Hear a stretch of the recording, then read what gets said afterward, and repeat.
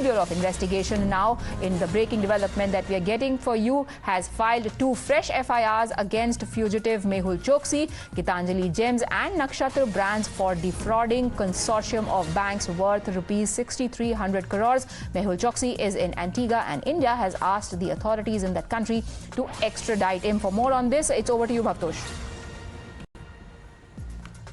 This have been filed by the Central Bureau of Investigation against Mehul Choksi and Nakshatra brand of jewelry, and also Gitanjali Gems. The complainant bank in both the cases are Punjab National Bank, and in the first case it has been alleged that 852 crore rupees of defrauding has been done with Punjab National Bank, and the period covered is between 2010 and 2018. In fact, after 2018, Mehul Choksi fled the country, and in the second case, it has been alleged that Gitanjali Gems and Mehul Choksi, in fact, was the director of Gitanjali Gems. The defrauding of at least 5,541 crore rupees has been done.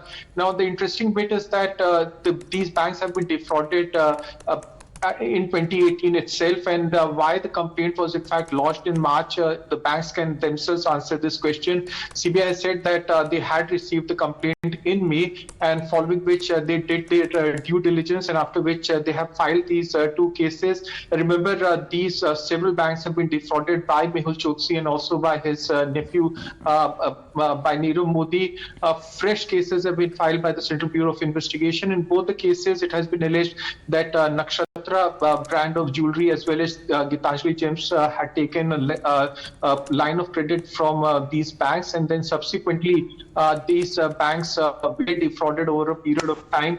The NPA, in fact, the credit that was taken turned into a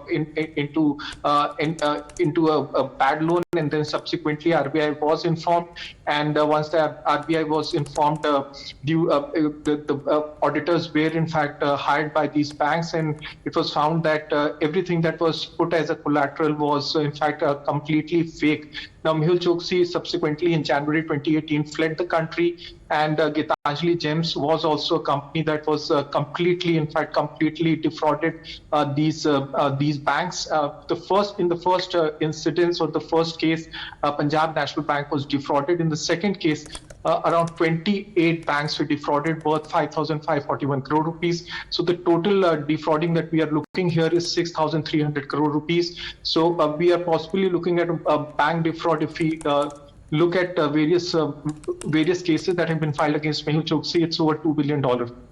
Right. It has become more or less of a cat and mouse game, Bhavtosh, when it comes to all these fugitives. Nirav Modi, we know, yesterday exhausted all his legal options, and now fresh FIRs being filed against Mehul Choksi. How significant is this development when it comes to the whole case against him?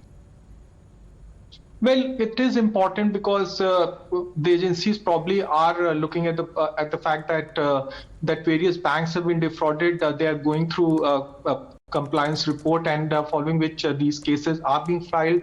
They have said that various cases will be filed on basis of complaints that have been given by the banks, and this is just procedural things that the banks are doing, and following which these FIRs are being launched. Right. So the breaking development we are getting for our viewers right now is that 2 fresh FIRs have been filed by the CBI against Mehul Choksi. Remember, he's a fugitive who is involved in defrauding the banks, a consortium of banks in India of 6,300 crore rupees. How do you see this case going on from here? What do you think would likely be the line of defense that will be taken by Mehul Choksi's lawyer in this case?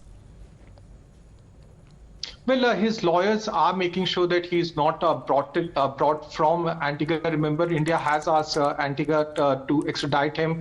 There was, in fact, also an attempt by Indian agencies to deport him from Dominica. That, in fact, failed, after which he went to Antigua.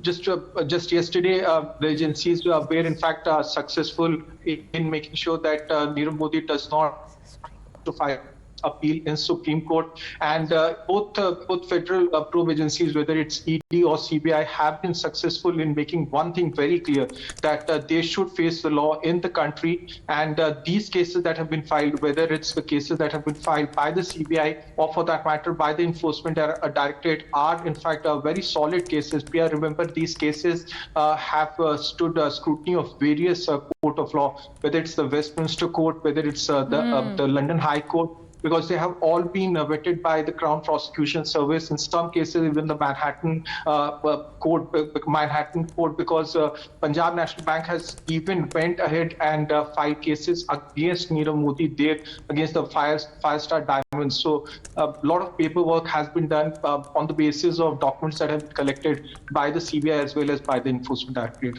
Right. Thank you, Bhavtosh, for joining us. The agencies in India are building a watertight case which shows when appeal after appeal of these fugitives is denied by the courts.